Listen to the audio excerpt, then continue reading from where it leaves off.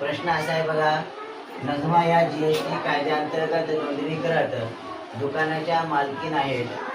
त्यांनी खरेदीवर एकूण जीएसटी 12,500 रुपये दिला होता व विक्रीवर एकूण जीएसटी 14,750 रुपये गोळा केला आहे. तर त्यांना किती रुपये इनपुट टॅक्स क्रेडिट मिळेल व त्यांचा देय जीएसटी काढा. या ठिकाणी आपल्याला विचारलेलं आहे की देय जीएसटी काढा म्हणलेलं आहे.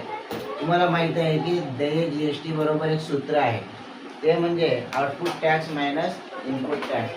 आता या ठिकाणी बघा, जर विचार केलं आउटपुट टॅक्स आहे आणि या ठिकाणी आहे 14,750, त्याच्यानंतर इनपुट टॅक्स आहे 12,500 रुपये. तर जे देय जीएसटी आहे त्याचं सूत्र आहे output tax minus input tax. हे 10वीला 2 मार्काला विचारलं जातं. तर या ठिकाणी बघा, जे आउटपुट टॅक्स आहे 14,750 मायनस 12,500, ह्याच्यातून जर आपण मायनस केलं तर 2,250 रुपये त्याचं काय देय जीएसटी कर इथं निघालेला आहे. म्हणून या ठिकाणी त्याचं जे उत्तर आहे 2,250 रुपये आहे. लिहून घ्या.